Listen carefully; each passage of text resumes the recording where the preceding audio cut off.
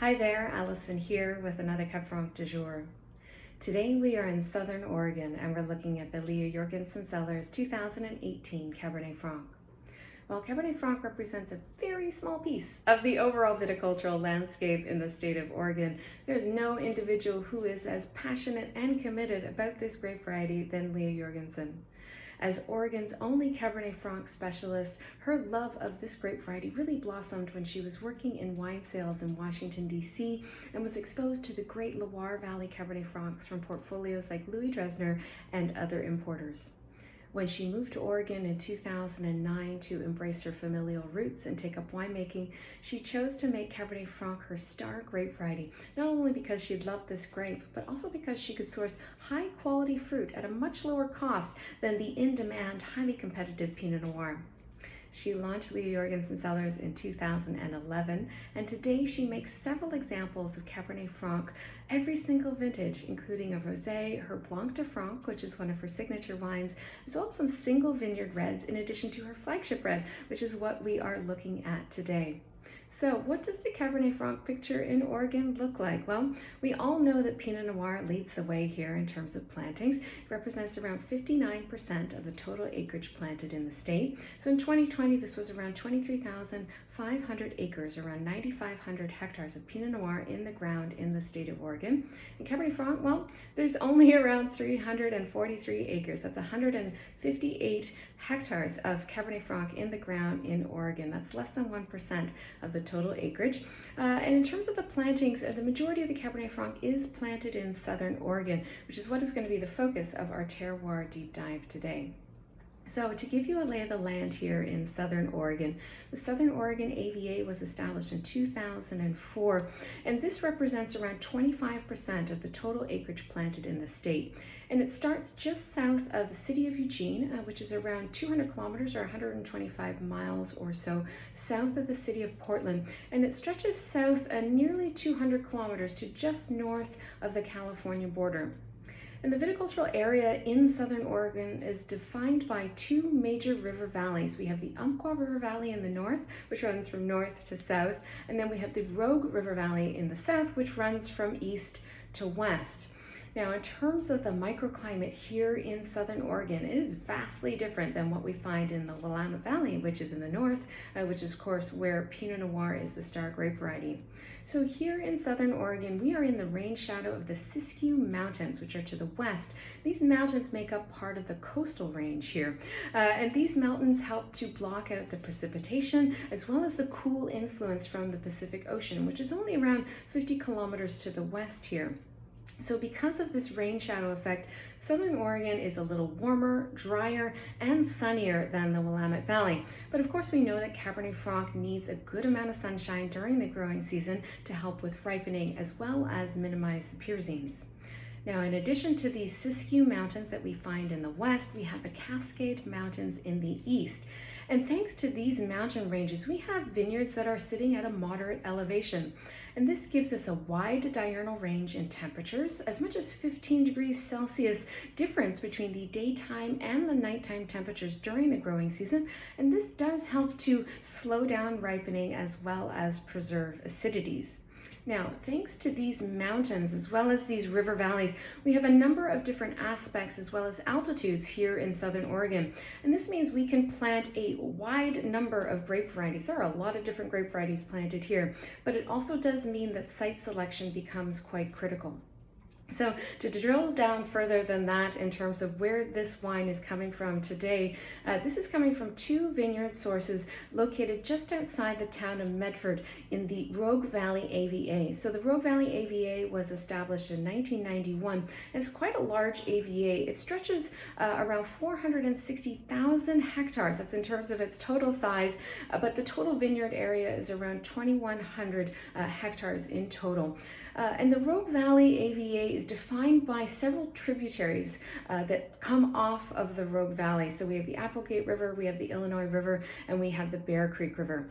So where this wine is coming from, these two vineyard sources, the Crater View and the Sundown Vineyards, these two vineyards are located in the Bear Creek River Valley, which runs from north to south. And these two vineyards are on the west side of the Bear Creek River, and we're sitting at an average elevation of around 487 meters above sea level. That's around 1,600 feet above sea level. And in terms of the Crater View vineyard here, we have about 1.3 acres of Cabernet Franc planted, and this block of Cabernet Franc, it has a little bit more of a west facing exposure. And then in the Sundown vineyard, we have about 3 acres of Cabernet Franc planted in this block, and this block is actually on a bit more of a west facing exposure here. So we do get the benefit of both a bit of the morning sunshine in the Sundown vineyard, we get a bit of the afternoon sunshine in the Crater View vineyard, which is a nice balance for the grape. And then in terms of soils, the soils across Oregon are very varied. They are varied and quite diverse, but in general we have 3 main kinds of soils here. We have marine sediments, volcanic soils, and alluvial stream sediments. So in terms of the Bear Creek River Valley here, the main influence are these alluvial stream sediments, which are these silty loams, these sandy loam soils. And in terms of the Bear Creek River Valley specifically, we actually find a bit more of calcareous materials here, like calcareous rocks and sedimentary rocks with marine fossils in this particular part of the Rogue Valley. And because of this, this soil influence here, this area is actually becoming a very highly regarded source for Bordeaux varieties. In fact, Leah, in 2015, she found these rocks in the vineyards, these rocks that have sedimentary rocks that have these mollusk fossils and other marine fossils in them. She also found some other limestone rocks and these blue schist rocks in the vineyards here.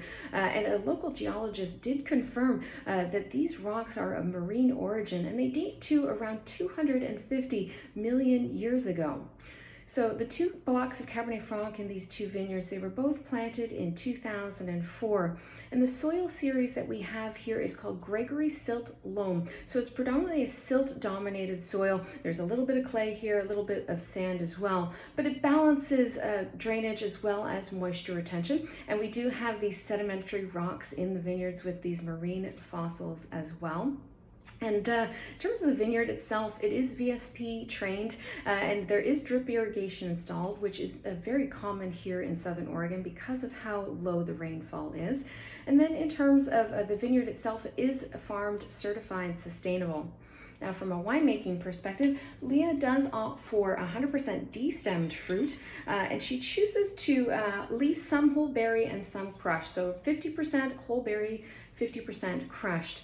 And in terms of the fermentation leading up to alcoholic fermentation, she does do a 4-day cold soak, which is helpful to get more color, but also get a little bit more fruit without extracting too many tannins.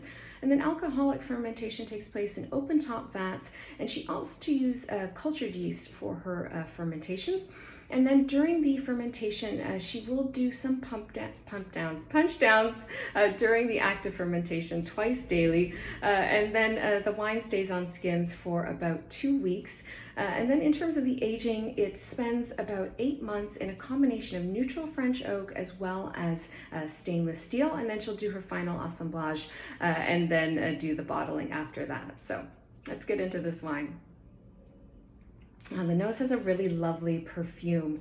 It's coming through as a nice mix of sweeter red fruits as well as some savory fruits here. Very pure fruited on the nose.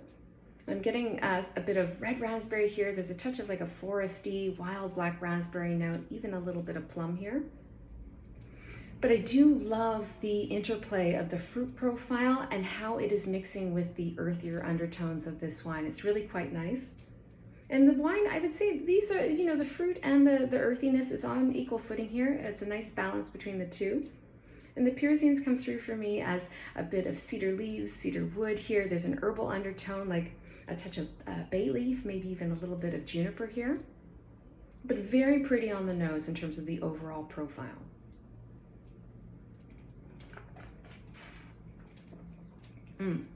Now, all of those same fruits come through really nicely on the palate. And there's a little bit more of like a raspberry preserve note on the palate, which is quite nice. And then there's a little bit of spice here too, a bit of like cloves, some allspice, maybe even a touch of a white pepper note as well, which is quite lovely.